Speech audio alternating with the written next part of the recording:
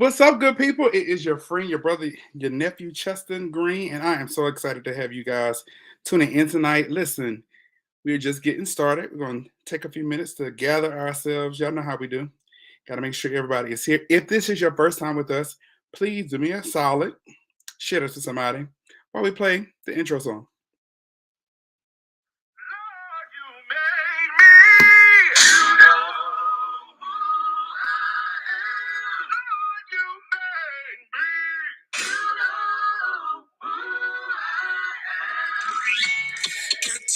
Worthless, grotesque. Nature's was my mother. Blame was my blanket. Wrapped in guilt and in fear. Then he appeared out of nowhere. He broke the chains. What's up, Nisi? Change my mind. Reframe my thinking.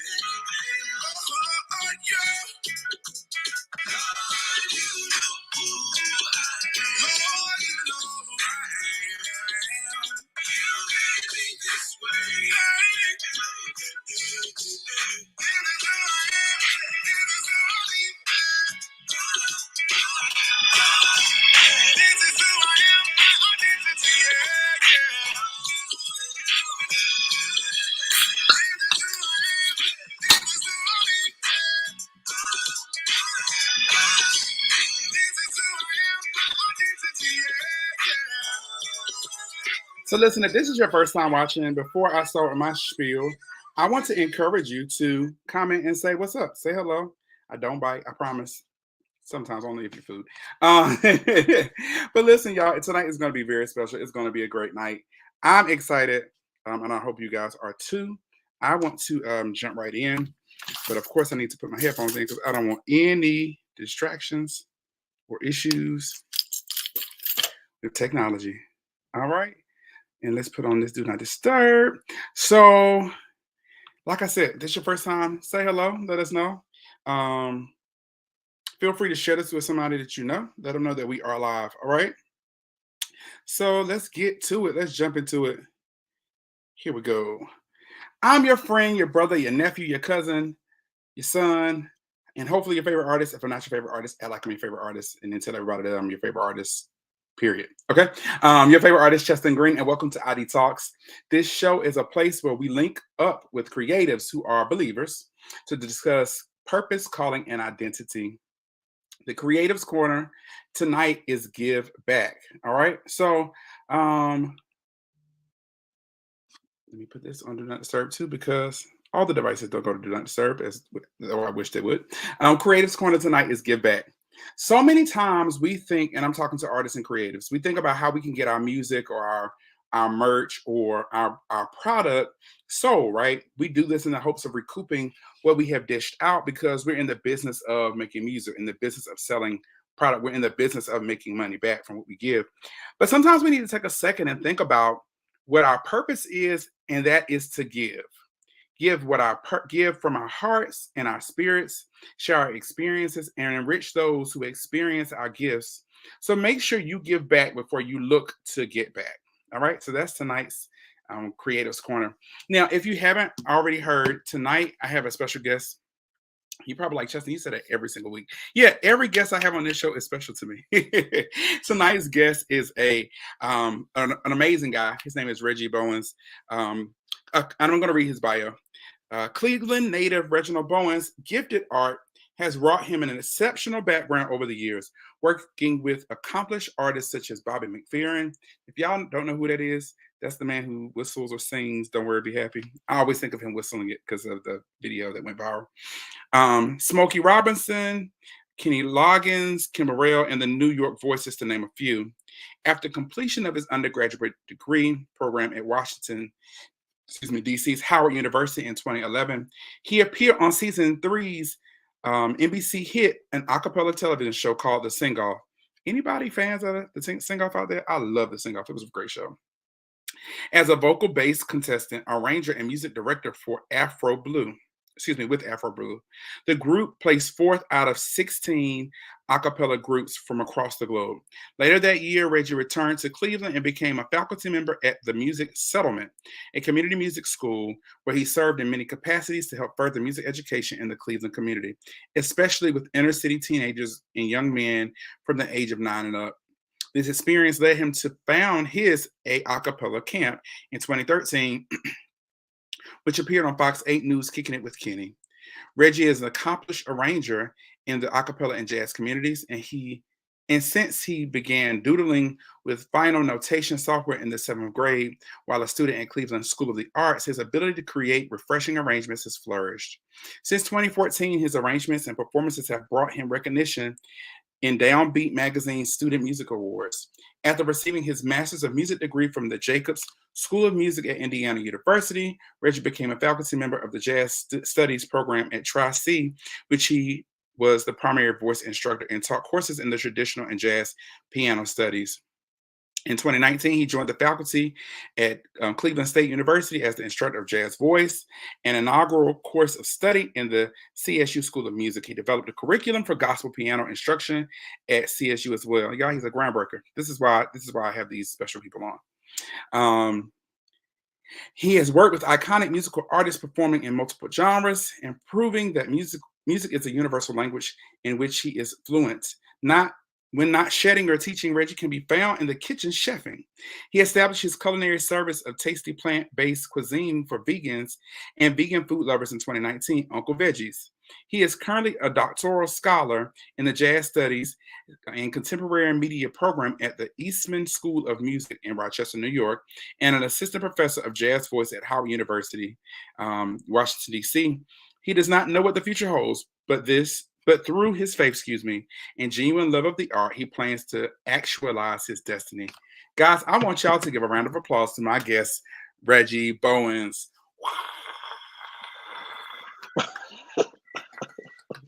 Reggie, what's going on, man? What's good, man? I'm just getting in from the gym. I'm tired. Listen, let's take a beat right here. This is the struggle of us big brothers when we trying to get right with Jesus and get right with our health. Man, 3 days in a row. It's a lot for me. I understand. I actually got off work about 15, 20 minutes late. And then I get to the barbershop later than I was supposed to. So it made me 10 minutes late because traffic was dumb for no reason. And then I get to the gym really an hour later than I intended on getting there. And if y'all asking Chestnut, what are you getting done at the barbershop? Well, shape up, mind your business. And then by the time I get almost home, I realized that I did all this meal prep and didn't buy vegetables for my food today. So I had to go back to the grocery store. And it's just been like a whirlwind. I come in the house, I'm like, okay, let me shower, let me put laundry in, let me actually finish cooking. And so I literally, it's been like thing after thing. And so this is my first time sitting there. I ate my dinner and did not have a thing to drink, so now I'm going to drink my first.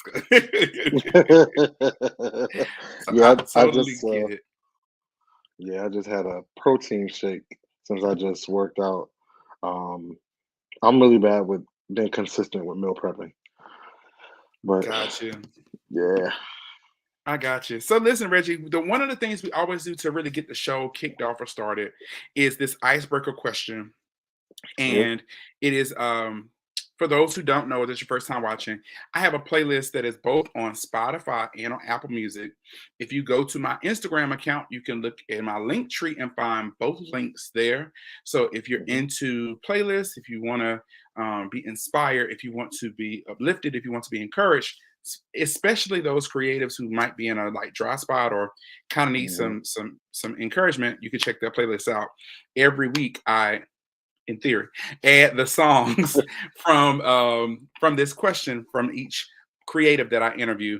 Sometimes I get a little behind, and it's okay. Like, don't worry about it. It's if you start listening to the playlist, you save it. I'm going to add the song eventually, and then you can be able to hear that other song that was added later. So with that being said, my first question for you is, What is a song? Well, it's you can answer either one, and that your response to the question is what gets added to the playlist. Okay. So, what is a song that you listen to that gets your creative juices flowing, or what is a song that encourages you to keep going when you're feeling frustrated? Hmm. Okay. The second one came to me quicker. Um, uh, Doobie Powell's "Everything Will Be All Right." Okay. Everything will be all right. That's the one that it's been encouraging to me over the past year, especially. Mm, okay. It Okay. just, yeah, it's just that hook. Everything will be all right. Don't stress about it. Don't worry about it. Everything will be all right. Man, it'd be the simple songs sometimes that just like one keep you going, keep you like kind of push you through. But also, if you in one of those days or in one of those waves, they will wipe you clean. Yeah. Oh yeah, for sure. Absolutely. Yeah, I was Yeah. listening to I was watching the Terrell show and he had Brian Courtney Wilson on there. I don't know if you've seen that episode Uh huh. yet. No, not yet. When Brian Courtney Wilson did the he has this song called Call My Name. I think it's Call My Name. Hmm. Yep. And all he kept saying was call my name to heaven, heaven, heaven, call my name, Uh huh. call my name to heaven, heaven. I was like, Uh if huh. he says that one more time, something in this room Yeah. is gonna break. Man, I was sitting at my Yeah. computer working. I was like, call my name, Jesus, please.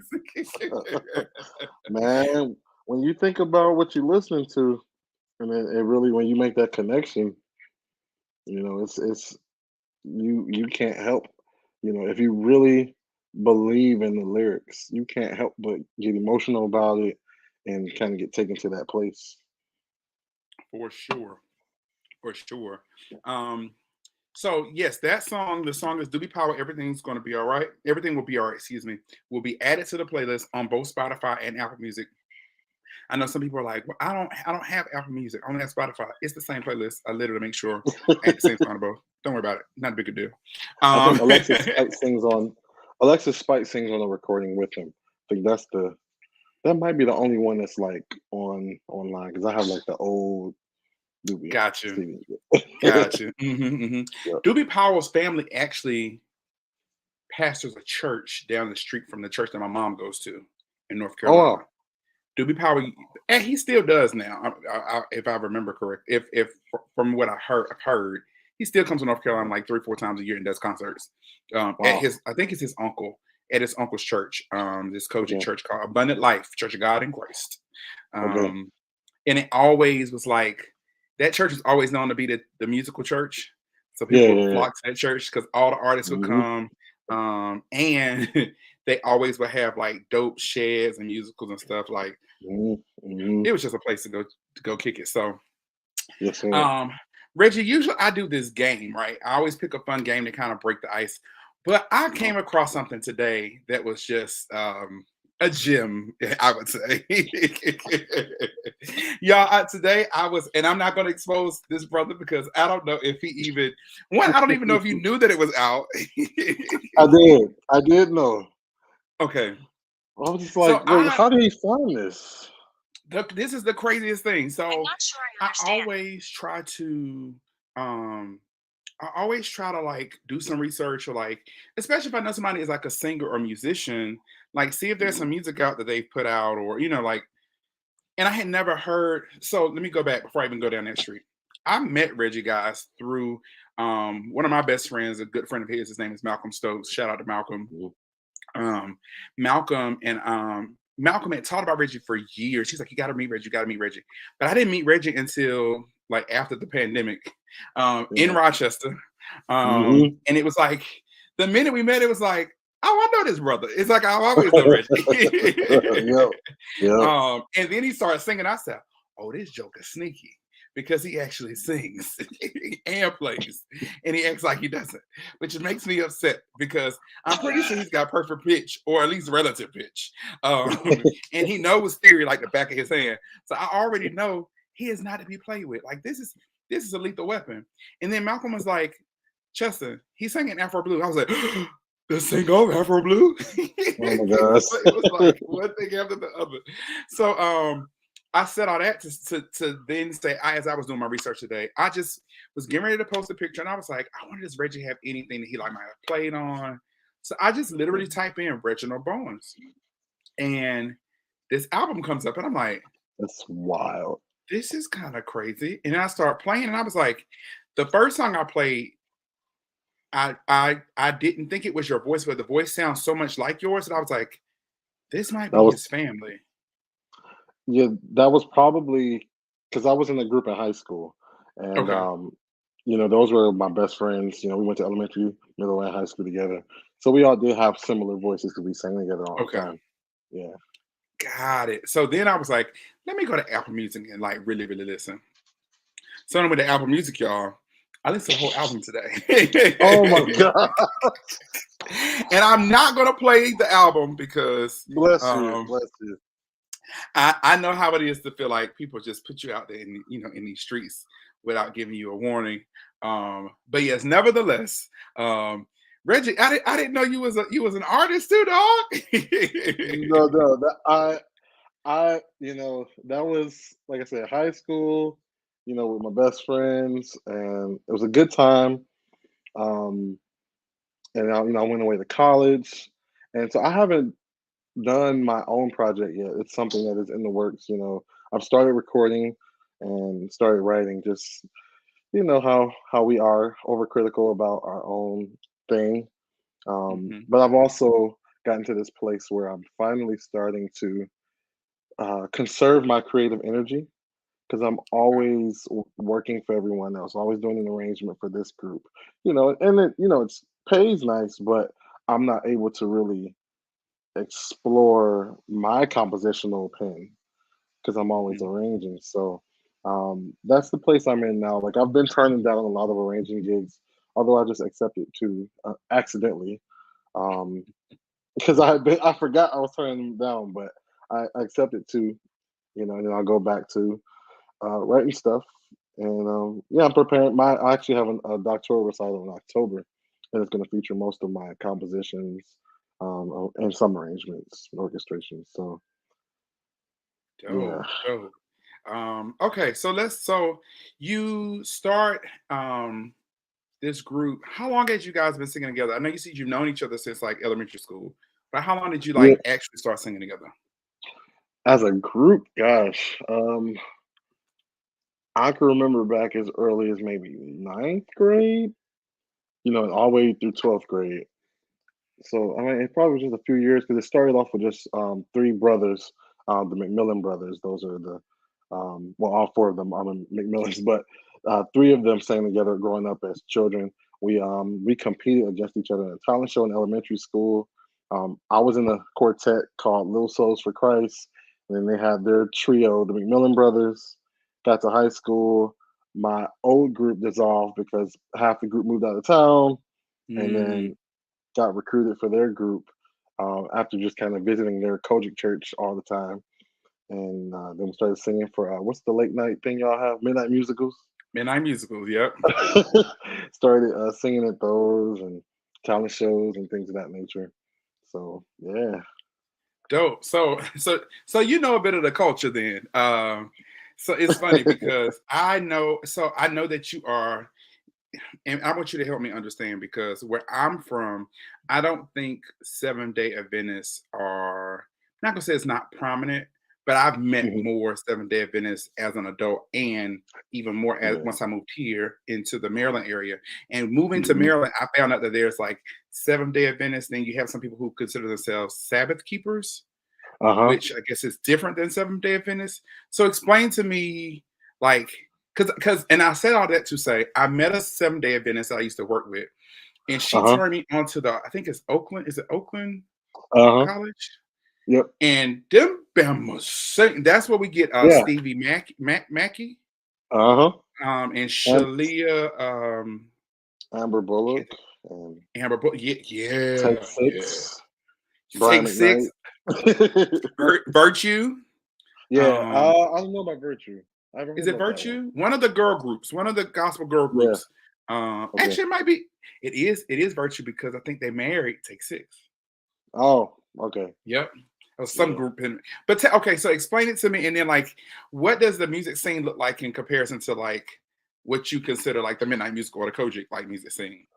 That's funny. 'Cause I know a little bit about. So I'm not Seventh Day Adventist. Um, I am a Sabbath keeper. So being a Sabbath keeper just means we acknowledge the seventh day as the holy day that God created in the beginning and for His people. Um, as far as my church affiliation, I'm a member of the House of God Incorporated. Our denomination is called Hebrew Pentecostal, where we embrace both the Old and New Testament scriptures. Both Seventh Day Adventists and Hebrew Pentecostals are known as Sabbath keepers, Okay. and any other organization that keeps the seventh day, Saturday, as the Sabbath. So that's in a nutshell. Got you. I got you. Okay. Okay. Okay. So, do you feel like there was a difference in the music scene from being a Sabbath keeper versus like going to, because, and I say that because I feel like um every, and you do jazz, right? Hmm. But you also do gospel. And I Hmm. feel like every musical experience you have adds to the iterations that you have within yourself as a Hmm. creative. And so I just wanted Yeah. to see like how did they help you evolve? How Yeah. did like what did you take from Yeah. those different spaces? So tell me like what was the Yeah. difference between like being a Sabbath keeper and like or that Sabbath keeper sound versus like Kojic Uh-huh. or whatever other experiences you might have walked into. So I have my experience is a little non-traditional. I grew up Baptist, and like the music that I grew up as a Baptist kid, both my parents are musicians. We listened to a lot of John P. Key, Hezekiah Walker, old Kirk Franklin, like Beverly In the Baptist Crawford. church? Yeah, old Kirk Oh, Franklin, the youth choir. You talking about melodies from heaven like that? let me tell you something. The You Baptists in the table? South, Southern Baptists, that stuff is sacrilegious. Kirk has got a spirit. You can only do a couple. I mean, yeah, yeah, that's what it was. The youth choir If was it some of wasn't those Why things. We Sing and Now Behold the Lamb, boy, Fair, you on the fair, melodies from fair. heaven. What is raining now? You don't say nothing about Jesus in that song. Yeah, so I mean, I grew up around that, and I grew up around quartet music, going to different gospel churches and singing in a quartet Mm. group as a middle Like and traditional well, quartet or I like new. yeah, yeah. No, I'm not like the big. I love quartet music, but I'm not like a fan. Like I can't start calling artists out. That's I just got Okay, like two or three for you. I Um, got you. but so that's like my Baptist upbringing. Um, I became Hebrew Pentecostal in 2006, and it's a holiness church. So it's the holiness apostolic real churchy sound that we refer to as that. Mhm. What I know from Seven Day Adventist sound, historically they couldn't use, and I'm going off of what I think I know. They couldn't use instruments were not really a thing, especially like drums. Like Yep. I even went to a Seven Day Adventist church in Bloomington, Indiana, while I was in grad school, and there was no drum to be found. And this is in 2013 through 15, but there's an upright piano or maybe a baby grand, and I think it was a pipe organ or just like no, it wasn't even a pipe organ, just some little organ. But because of the, history behind not being able to use those instruments, they really focused on harmonies a lot. And, so it's interesting when I hear those groups like Take Six or Committed, or people like Amber Hmm. Boy who come out of that tradition, their ears are so strong because they sing a cappella. Like a cappella Yeah. music is very, very good for training the ears. And this Hmm. it's one of the things that I tell my camp, when I'm recruiting for camp or talking to other educators, if your students can sing a cappella, it's going to improve your program, because Mm. acapella, it's a different type of focus versus being dependable on, accompaniment. Man, I didn't even think about that. So when I was a kid, I sang in choirs, right? And so the first church we went to, we had an organist. Second Hmm. church we went to, we had musicians. But when Hmm. we had rehearsal for the youth, Hmm. um, and I'm gonna be careful in how I say this because some of them may watch this, and I don't want to cause no more controversy than there was in the past. We didn't always Hmm. get musicians for youth rehearsal until the week of our revival. Hmm. And Hmm. so every rehearsal we were rehearsing to. If we sang Ty, we played the Ty album and we rehearsed to Mhm, it. And then my director would say, "All right, turn it off, sing it." mhm, And he mhm, would like sing it like the music is there. And if we sang it mhm, timidly, start over. mhm, And to this day, people be like, "Y'all was some singing people," but it's cause, mhm. like you just Yeah. said, it was a cappella. I remember he used to make us go in. We would have rehearsal in like a choir room or in a classroom, and he would make us break off in threes, one for each Mhm, part, and in corners. And he said, "Go sing to the mhm, wall." mhm, And so mhm, and he'd be like, "One of these corners ain't right. Which corner wrong? Which corner wrong? mhm, Which fix it corner? mhm, Fix it, fix it, fix it." So mhm, a mhm. he was like a drill sergeant, but it was Yeah, really for really sure. good. And I actually I wish I could go back to that because Mhm, I have found myself. I used to laugh at a brother of mine, big brother of mine, because he could not sing background to save his life. mhm, mhm, What would happen was my cousin just commented, "I know who this is. I'm not even gonna say your name because she was in there. She was one of those who she got yelled at to some get it right, corner, get it right." Or he would say, "You're not singing. I don't hear you singing. I don't hear you singing." But I remember like having those moments, and I had this big brother who couldn't really sing background to save his life, mhm, but could sing people under the benches. I mean, mhm, this man mhm, opened his mouth, and I've seen rooms be mesmerized, mhm, like, mhm, within 3 words, um, mhm, like, literally, and it used to be funny because one of my other big brothers, he would be like, "He can't say background." He would crack up. He was mhm, like, "He can't say mhm. background." And I'd be like, "What Yeah. is" he's like, "'Cause he leads too much." He's so used to leading, Mhm. he doesn't go back. Uh-huh. And so I've kinda gotten to the place now where, like, I don't study background vocals as much. Uh-huh. And even if I do, I try to study them, like, sometimes on the weekend, like, I'll play, like, a Brandy Mhm. record, I'll play somebody's record Oh, and, like, listen to the yeah. harmonies, but I'm like, I don't use it because most time I go to churches and I sing lead, and Mhm. I've gotten so accustomed to being a a singer. So like you Mhm. show up to a gig, and I'm speaking on Mhm. the side so people don't get offended, but you show up to Mhm. a gig, and if there's a part missing, you just fill in that gap. Like there Mhm. a couple Sundays ago, nobody was singing soprano, and I was like, Mhm. something's missing. And I'm Mhm. like, "Oh, Mhm. praises be," and I'm like, why am I Mhm. singing so high? But that's what was missing. Yep. So, Yep. yeah, that acapella singing, and even my family, I come from a musical family, like, we sing Mhm. acapella all the time. We have musicians in our family, Mhm. but nobody lug Right. around a Casio, Mm-mm. like, Mm-mm. sitting in my Right. grandparents' house. My grandfather say sing. My grandfather's a quartet singer. So when you said quartet, I was like, "Ooh, that's my heartbeat." Um, my grandfather say sing, or my grandmother say sing. We just start. Mhm. And it's Yeah. funny because you can almost feel when that harmony is starting to go a little left or go a little right, and it's like it just kind of Mhm. merges back together. It's like, wait a minute, somebody's Yeah. slipping. So let's There's a bring back I the art of acapella. I thought about there's another organization that sings a cappella. It's a Sabbath organization. I think it's called the Israel of Church. I mean, Israel of God Church of. I don't want to mess the name up, but they sing a cappella, and I went to one of their services one Sabbath, and it was incredible.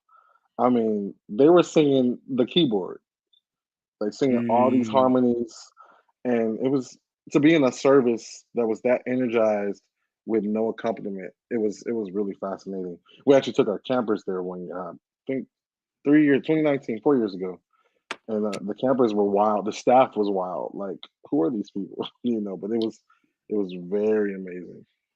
that's what's up. That's what's up. Reggie, we didn't started talking so deep, and we have not even answered. We haven't even gotten into any of the interview questions. But before we move there, let's talk about this. So you're in a you started singing in this group. Um, Hmm. then you go to Howard. Well, Hmm. let me go back.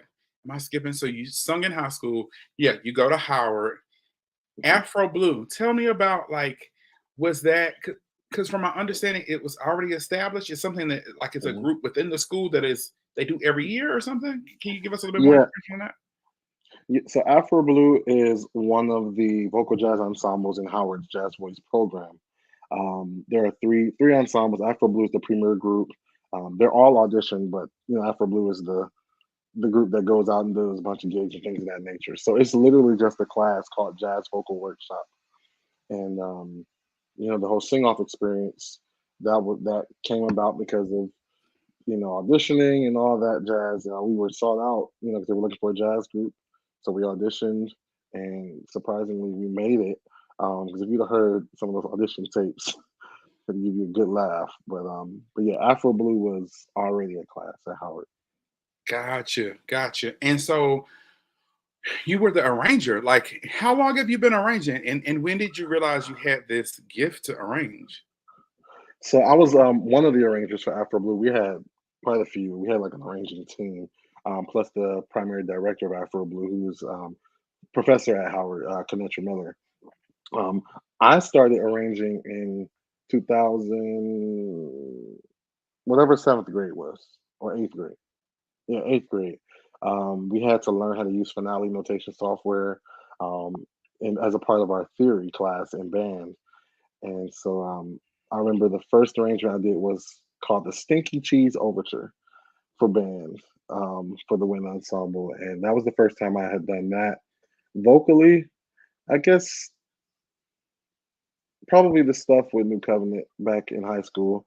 It was more so just at me adding a fourth note to make the harmony, more dense or whatever. And uh, and then I did my first like full out co-arrangement of Lift Every Voice for Afro Blue in '07, and we sung it at the Congressional Black Caucus dinner that year. Got you. Got you, man. That's incredible. I think it's interesting to hear you say that you were arranging at such a young age because I don't know that just I don't know anybody in any circles that I'm in. I don't know people who were arranging at that age or even had the vocabulary to say like they were arranging. Like even if you were just adding that fourth part, right? Like Mhm. me and my cousins were harmonizing, and sometimes we would like somebody might like stumble upon a note and be like, "Ooh, that's nice!" Uh-huh. Like that color Yeah, yeah, differently. But we didn't know that it was like arranging, and it wouldn't necessarily be like a thing. You know what I mean? So uh-huh. I think that's Yeah. really really dope. So Reggie, I'm gonna jump into the interview questions. One of the first questions I always ask is, "What does identity mean to you?" Hmm. I mean, identity is just who you are. Um, that's the concise response. Your identity is who you are, and I think it's who you've been created to be. Mm, Um, we don't always walk in that direction, but your true identity is who you were created to be. dope, dope, dope. So you was talking about how you started so young. When did you actually discover your purpose? Like when did you know like these creative experiences were a part of a bigger picture that you had to not just because there's a lot of people who sing and arrange without going to school Hmm. for it, but you like Hmm. are becoming a doctor. Like that's to me the highest level of like Pray education. for me. Pray for me. um, I really recognized arranging being, like my sweet spot. I guess probably after the sing off. The sing off was really a ground for me to really figure out what my arranging voice was. And I mean, we would. So Professor Miller, she would send scores over to us out in California. She was in DC. I would teach it to the group, and then we would perform it for the producers, and then they might say, that's a little too jazzy, So then I had to go backstage and kind of dial the arrangement back a little bit to capture what it was that they were looking for. Mm, Um, and that, I mean, I would have probably 15 minutes, maybe a little more backstage. I do. They weren't all 15 minutes, but they were very, very, very short amounts of time. And I mean, all the groups are backstage, so there's chaos. There's a bunch of noise going on. So I'm in a corner having to tune everybody out, figure out stuff. I'm like, I have a piece of manuscript, so I'm trying to score it out real quickly, teach it to everybody by ear, and hope they retain it by the time we get on stage. Um, that was a time where I realized, like, oh, this might be my thing. And the first arrangement I did completely 98% by myself for the sing off was "Killing Me Softly." Um, that I was remember like that. I remember that joint.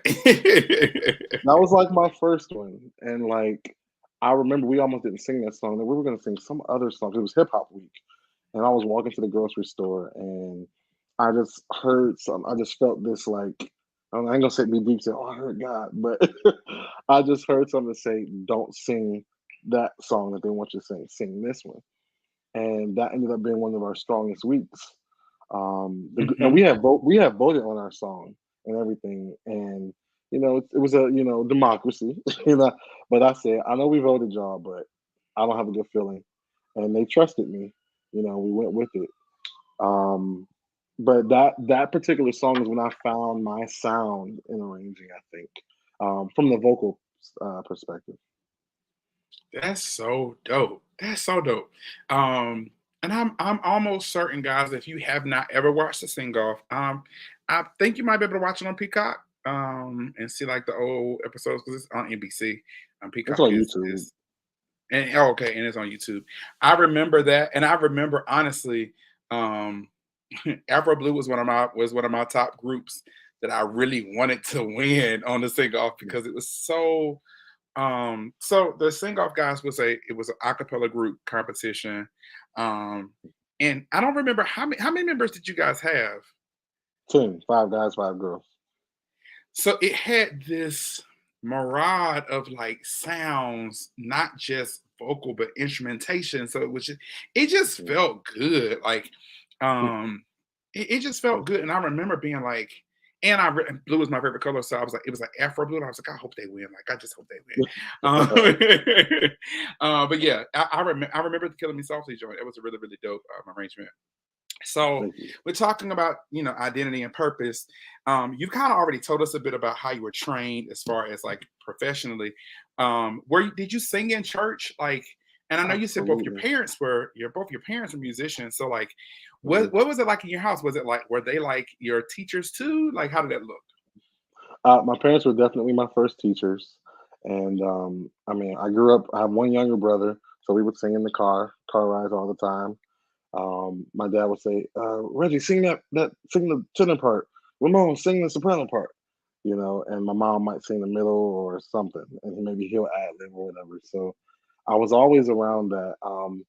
Like I said, they're both musicians in the church primarily, and so that's where I got my start.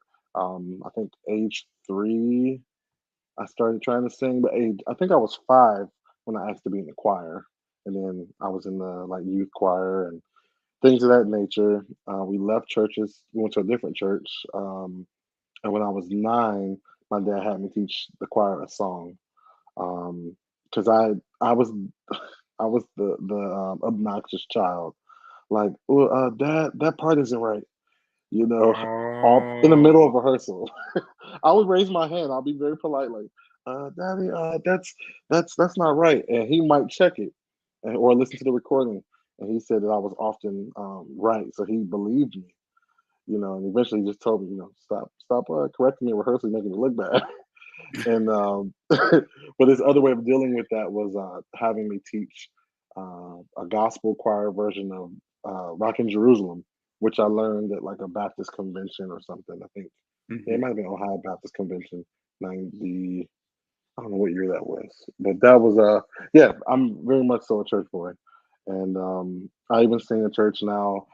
I don't sing as much because I live in DC in the church. Well, the pastor does call me up to sing here and there solos, but when I'm home in Cleveland, I go to my home church, and typically might sing a solo like with the praise team or something, and or sermonic selection, things like that.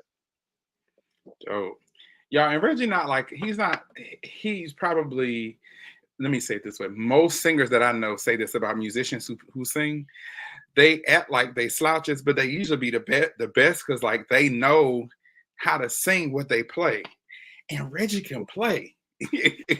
When I said Reggie can play, so we were in New York, we're in Rochester, and Reggie's like, "Hey, you can come sing at this church that I'm playing for." And I'm like, "All right, cool." So I show up, and I'm like, "All right, I can tell this is like a not so traditional church. So I know I can do Uh-huh. my style of gospel, but I'm like, Mhm. and if y'all don't know my style of gospel, it's very urban. But Mhm. I always try to be mindful of the audience. And so I'm like, and I want to say it may have been Palm Sunday. I don't remember, but like I knew it was like, oh no, because it was in February. No matter what, I get up and I'm like, Reggie, I want to do something. He's like, okay, what you want to do? And I'm like, I'm gonna sing Hosanna, but I'm gonna sing all these other Hosannas before I get to my Hosanna. He was like, Mhm. okay.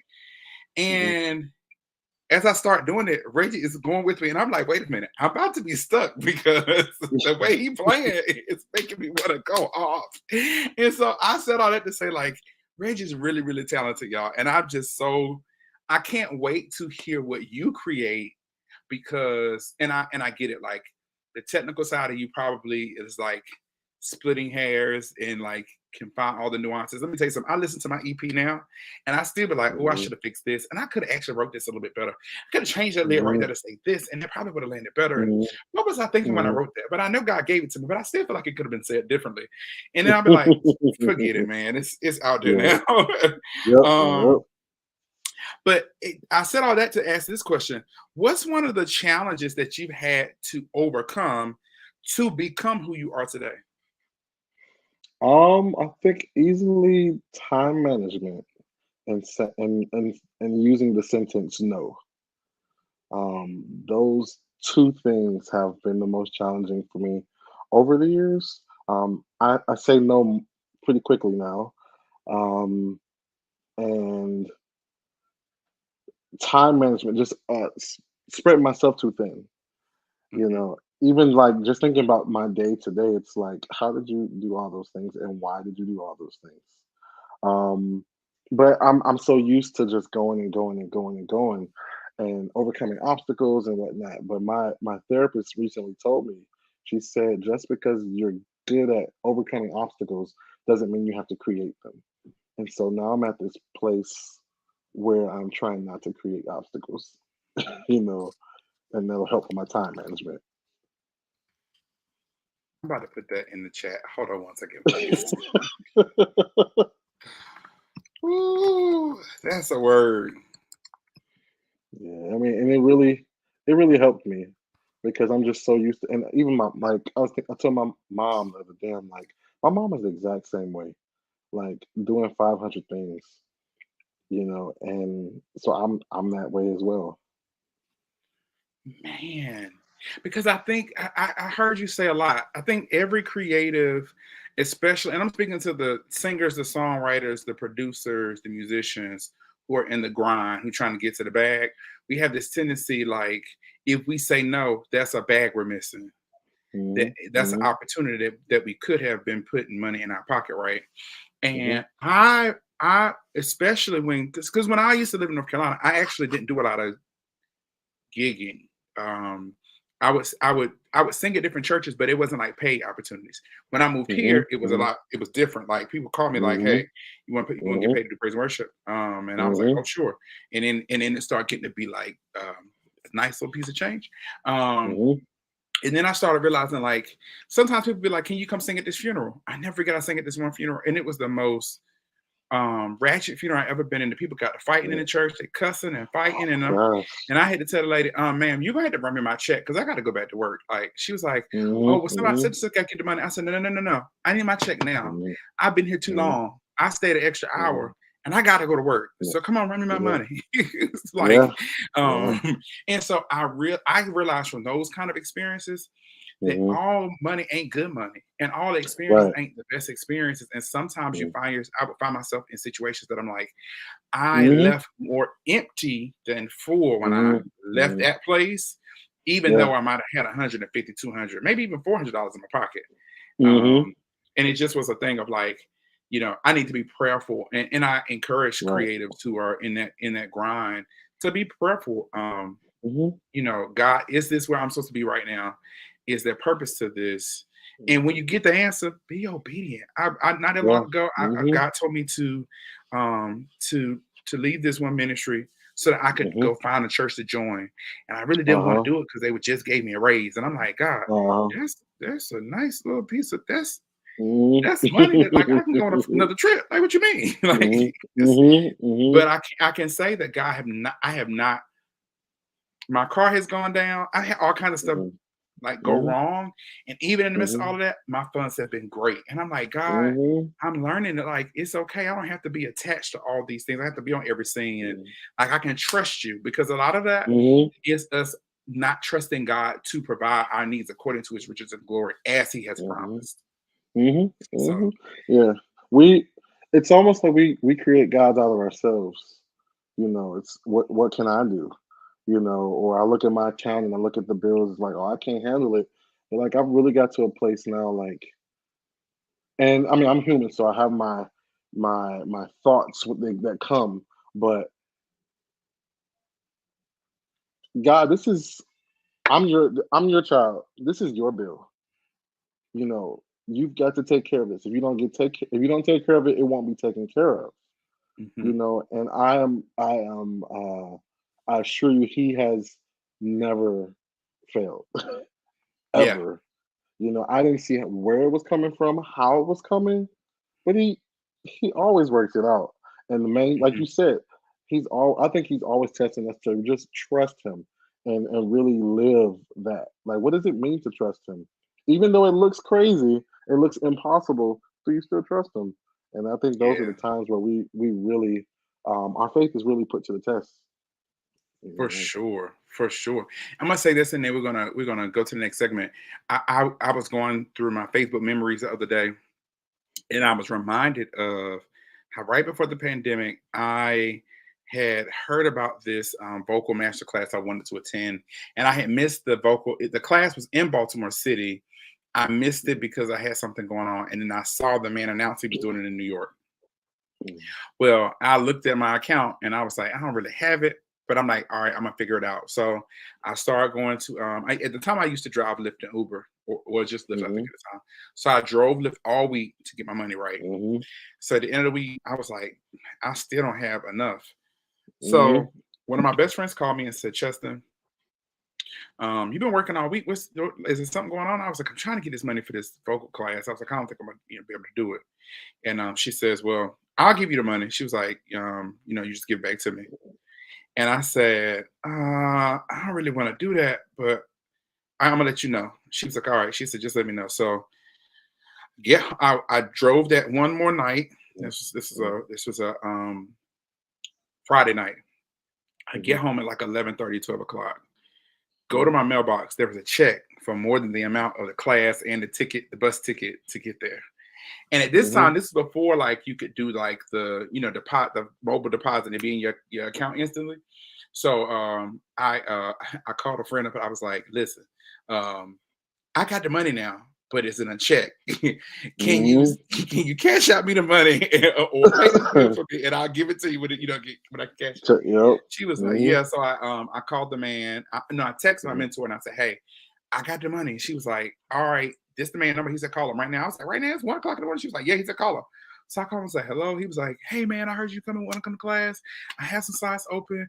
He was like, I just wanted to go ahead and get your name on the list. Like, you know, I know it's really late. I'm sorry. I hope I didn't wake you up. I was like, no, I just came in from work and I was trying to get the money. He was like, you work? And I was like, yeah. I was like, he was like, he was working this late? And I was like, yeah, I was driving Lyft. And he was like, oh man. He was like, yeah, all right, well, come to the class or whatever. The class was amazing. Really gave me the confidence boost I needed as far as performing mhm. vocally. Yep. But I did all that work trying to get it myself, and I still didn't get it. And it Uh-huh. was, full circle. It was like God had it all along. Like I was worried about it, trying to get it on my own. Like you just said, making myself God instead of just trusting Mhm, Him in the process. Um, mhm, we talked about this a little bit. You have Uncle Veggie's coming, but I want to kind of pivot a little bit, okay. and I want to talk about merch and things that we sell. So if you guys have Uh-huh, not seen this already, this is my shirt. Your love is uh-huh. my therapy. It is my new Dope. shirt. This is the new color. So we have, I think this is called Heather Kelly.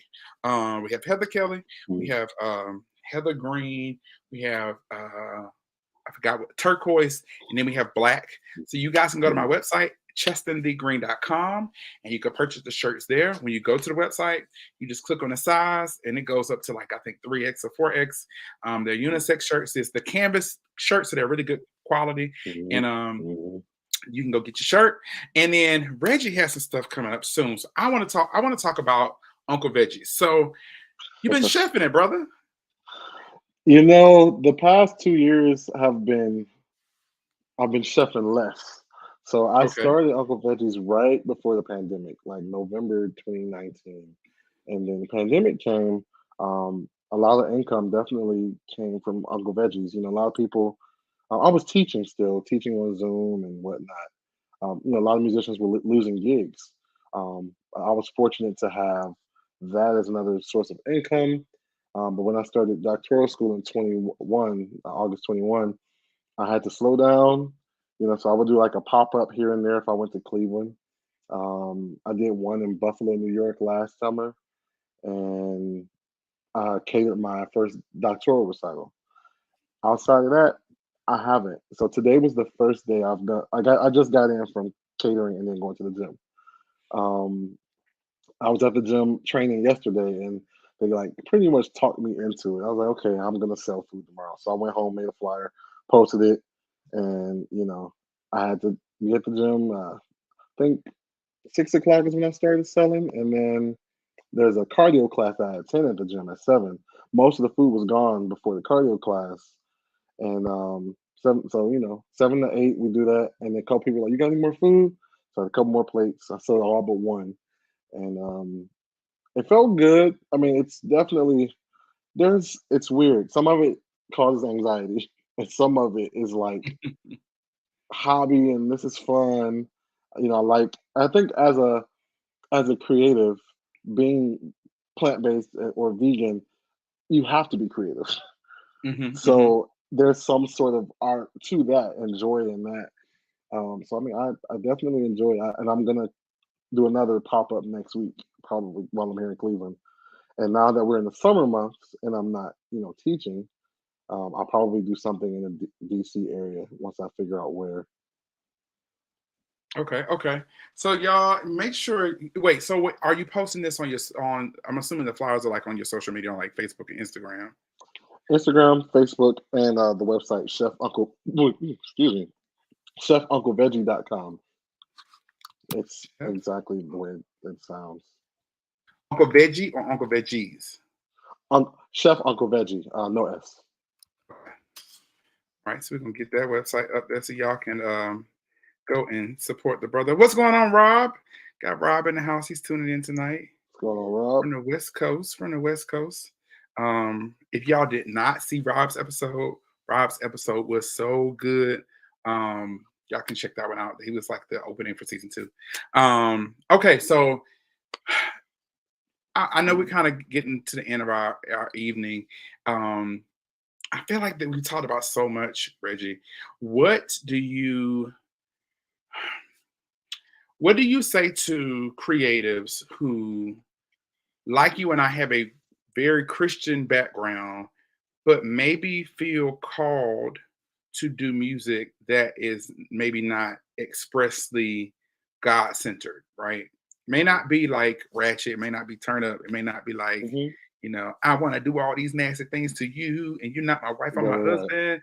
But right, right, right. Yeah. it still is something that's positive. And truth of the matter Hmm. is that's a whole nother conversation for a whole nother day. But we have Song of Solomon, which tells me that there is some room for some sexual and I know I got kids that might be watching, my friends' kids might be watching some songs that are for married people. Thank you, Holy Hmm. Spirit, for you to be blessed. Wait a minute, wait a doggone minute. Hold on, pause. Hold the record. You know Rob Leray? I'm trying to see the face. Oh wow, He said Reggie and I that were was a in long time HEC. ago. That That is was a long time ago.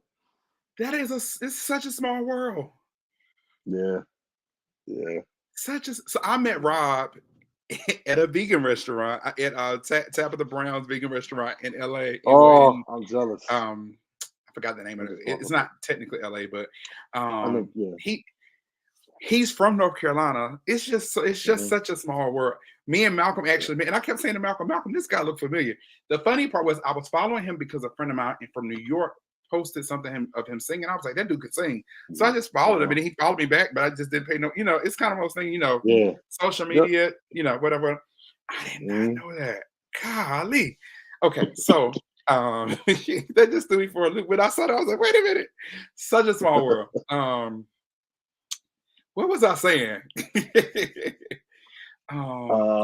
So there's room for other styles of music besides holy, holy, holy, Lord God Mhm. Almighty, and Mhm. so what do you say to those Oh people yeah, I that see are his trying face to now. figure that out? So I really think you have to be prayerful. Um, I think there are some people who are that just, and I'm basing this off of conversations I've had with people. It's not necessarily my story, but some people, they really believe that they are set aside to do only sacred music, and I think that's fine. Um, I just don't agree with condemning secular music that doesn't compromise integrity or morals, things of that nature. And so I've had the conversation with my pastor many times. Holiness pastor, you know, teaches us no secular music, but he understands what I do. We've had meetings about it, and one of the things he told me is to um, make sure that you're having integrity when you sing secular music. Review the lyrics, do your research, things of that nature. And those are things I told him that I do because I don't feel comfortable singing anything that is um, not as misrepresentative of Christ. Hmm. I'm not doing that. Um, I mean, I grew up singing secular, the bad secular music, so I know what that is, and I know what it provokes. That's why I'm glad you said even with the romantic music, I don't think there's necessarily a problem with that within the confines of marriage.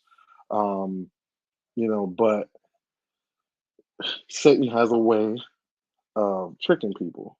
So I just think you have to be careful with that stuff. Like, of course, like TD Jakes had his love album and things of that nature. you know, praise the Lord. But Ain't for nobody some, making a letter. I'm just messing. I'm just messing, y'all. Don't be offended. If your mama them listen to it, make you. Hey, God bless. Um, you know, but that was helpful to some people, I'm sure. Especially mhm. people who thought, oh, I can't. Like you said, Song of Solomon. Like you can't tell. Yeah, like the Bible Because talks about he not romance. talking about he not because the lie we tell about the Song of Solomon. Let me not say the lie we tell. I don't think it was a lie. I think it was we were misinformed. That Jesus, the Rose of Sharon. Rose of Sharon was a woman. It wasn't Jesus. He wasn't the Rose of Sharon. Come on, He scholar. wasn't. It's talking about it's because it tells you go read it for yourself, Uh-huh. adults, and go get a concordance so you can be able to Come on, understand what court. he's saying in between the Hmm. lines because it's very metaphorical, but it definitely is Hmm. not PG. No, Okay. I think that's important because I grew up in a very conservative, traditional Pentecostal upbringing, similar to yours, and so Mhm. I know that sometimes it could be very taboo to Mhm. sing songs that say "I love you," and Mhm. um, I remember I remember ruffling feathers of people when they heard me Mhm. sing songs like "They Don't Know" by John B, which is one of the Mhm. cleanest songs you can sing in R&B because he don't talk about nobody's sex. He don't talk about nothing Is it- inappropriate. They don't He know what is that the song? Don't listen to don't uh-huh, listen. uh-huh, Don't listen hmm, to. Oh yeah. Those are yeah. my years. Yeah, yeah. I mean, it's a good clean R&B song. He basically just saying like, your friends they just gossiping. Like, don't listen to them. Like, they don't know Mm-hmm. me. They don't know what we have. Um, and I always have been one to be I'm gonna very download that. careful. Or like John Legend's Ordinary People. Uh-huh. That's such a clean, like clean, beautiful song. Or Alicia Yeah. Keys, what's the song? Never see again. I mean, like this is your last time. When you know the Uh-huh. actual origin of that song, she's Mm-hmm. actually wrote that song about her grandmother who was dying of cancer, Mm. and Mm-hmm. she wrote it saying like, I'm gonna hug my grandmother like it's the last time, and Mm. I'm gonna love her like she'll never see me again. Like every time she saw her, that was her Mm-hmm. approach, so that she kind of cherished the time Yeah. she had. Like it kind of gives you a new perspective of how to treat loved Mm-hmm. ones. And of course, she made Mm-hmm. a love song, but I think a lot of times we miss the good, the Mhm. good trying to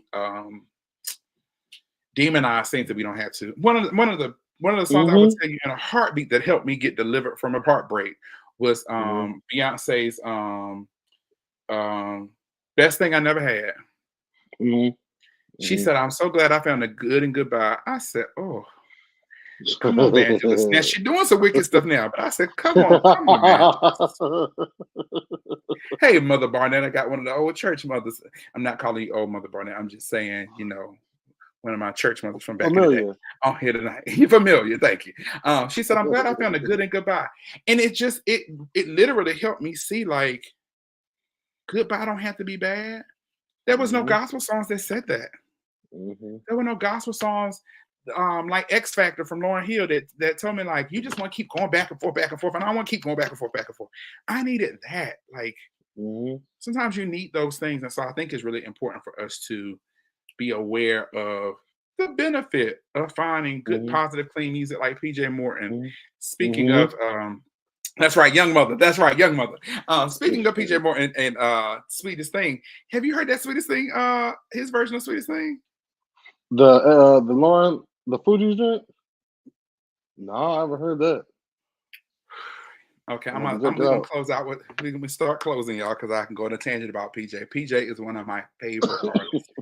Yeah, I can PJ's almost dope. say PJ can do no wrong. It is the cover that nobody knew we needed. Mhm. It feels like Mm. a hot summer day with a little Cuban spice, a little like I'm in Puerto Rico. It just makes me want to go back to Puerto Rico. Like I just want to be like, it feels so good. It feels so I'm gonna good. check it out. So Reggie, this has been I mean a great interview. It's been fun. I've had a blast. Um, I hope Likewise. you have too, guys. Reggie, first of all, I want to ask this last question. Well, I don't know why I always call this the last question. It's the last question, but it's not really the last question. And the question is, Okay. what's a time that you had to put your purpose before you as a person? Hmm.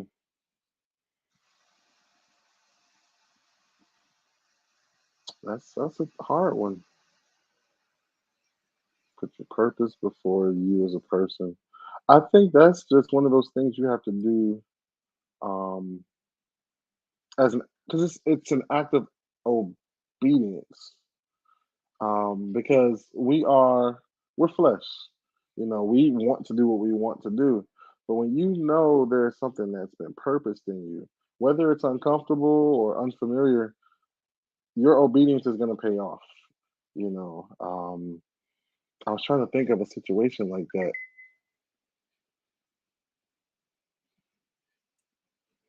I don't know. Maybe even this summer. So this is the first summer that my acapella camp we're on a restructuring year. Like I'm taking this time to revamp, rebuild, and things of that nature. One of the hardest decisions I've ever had to make. So Mm, this was the 11th year. I started it in 2013, so this was the 11th season of the camp, and I'm very connected to it, very passionate about it. Um, but one of the things I know that God told me about in the last couple of years was about taking care of me, putting me, not being selfish, but um, putting me, I won't say put me first, but I think you kind of get what I mean. yeah, Because I'm always putting everyone else before me, put the kids before me, put, you know, students, whatever. And so um, this is a time where I get to do what I need to do to take care of the program and take care of me. Um, and I'm looking forward to next summer because this summer it's gonna be weird not having camp because I even had camp when my mom was sick. Like she was in ICU for the whole program in 2019. Yet mm, somehow, still pressed on, make it work. Maybe that's another situation where my purpose was to be yeah, at the hospital with my mom. Um, but I'm trying to juggle being at camp and then being with my mom and you know yeah, for obedience is key, sure. I think. Yeah, I think that's another good nugget. Obedience is key. I think sometimes in a world that we live in today where everything is about ourselves, we forget Yeah. that God still requires obedience. And sometimes the Hmm. obedience is uncomfortable. Yeah. And sometimes the obedience is inconvenient, but Hmm. it's still purposeful. And we don't see the benefit of being obedient on this side. We may not Hmm. ever see it on this side. We may not see it until we get to glory, but there is Yeah, purpose in it. I think. Yeah, I just think obedience is. I don't want to say that it feels more. It can feel more unfamiliar. Um, but again, going back to trust, if you're being obedient, who are you being obedient to? So Mm, you're exercising your trust again. I think it goes back to acknowledging Christ as sovereign and His will being that as well. yeah. Man, Reggie, this was so good. Is there anything else you want to leave? I mean, that was a really, really good closing point. But is there any other thing you want to leave with the people with tonight before we close out? um, Not really, man. Thanks again for having me. I've had a good time, good talking about those things that artists and believers, those thoughts that we have, and sometimes we don't feel like we have a platform to discuss those. So to have this kind of space to have this dialogue. I hope it helps someone who might be thinking, can I sing secular music? Can I sing sacred music? I can't answer that. You got to go to Christ. You gotta go to your prayer closet. Maybe He will allow you to do that. Maybe He will not. And whichever He decides, it's for your good. I love how you also called it sacred and secular because I think that is that is something I think we maybe should bring back because a lot of times we just categorize it as gospel or CCM, Right, and right, right. I think that there's so much more being said when we classify it as sacred. Because the truth of the matter is, at one point, gospel was not considered sacred, but that's a whole y'all don't ask for history lesson, and that's a whole other conversation. Um, so y'all, Reggie, tell people where they can follow you. So when you do these, when you have these chefing spells, they can maybe hit you up and come get a plate, whether it's in DC or Cleveland or wherever God might lead you to chef it up at. Yeah. So my Linktree page typically stays updated. Has all of my pages: YouTube, Instagram, Facebook, um, Twitter, maybe I don't know. But they're all on there. Acapella Cat website is there. Chef Uncle Veggie is there. Yeah, I try to put like my current stuff on Instagram and Facebook, if nothing else. So the next big thing I have coming up is my final doctoral recital on October 24th at the Eastman School of Music in Rochester, New York, and it's free and open to the public. I think it'll be streamed as well. So And then when will you actually be? What do you call it? Conferred? hopefully December 24th. That's Okay. what we're aiming for. I'm basically at the halfway mark of my degree program. Since I started teaching at Howard this year, I had to take a back seat and only do part time versus full time. So Okay. I'm halfway in instead of 2/3 of the way. Got you. Hey, listen, get it how you live. Get it how you live. Yes, sir. Y'all, I hope you guys have enjoyed this tonight. Again, you can get this shirt at chestandgreen.com. Your love is my therapy. This comes in multiple colors. Reggie's gonna be having music out soon, not super soon, but soon enough. And so just stay connected, get connected to him. He is RL Bowens on Yes. Instagram. Yes. You can follow him on Facebook. And if y'all have not, go put in Afro Blue, like Afro, like you pick out the color blue, on and put Sing Off on YouTube, and you'll find some of their songs that they performed on the Sing Off. Reggie, it's been a pleasure, brother. We got to get together soon. Like Yes, we sir. now that you're back in the city, we Yes. got to make it happen. Yes. Just let me, man. We definitely got to make that happen. I mean, I'm in Maryland right. Well, I'm in Cleveland currently, but I live in Okay. Maryland. Yeah, Okay. Yeah. So maybe in the next few weeks we'll figure out we'll make it for sure. happen. Yes, sir. Yes, sir. Yes, sir. All right, I hope you guys have enjoyed. Listen, if you enjoyed it tonight and it's your first time watching, please tune in next week. We'll be back on again at 8 o'clock next week. Usually it's at 8 tonight. We did it at 9 o'clock. You can also go watch the previous episodes from this season 2. Rob LeRae was on. Ashley Lowe Simmons, Dr. Ashley Lowe Simmons was on. I had Jonathan, what's Jonathan's last name? Hold on, his wife was up here earlier. McGee on last week. So you can watch some of those episodes.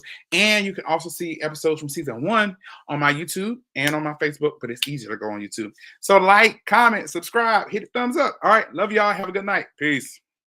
Peace.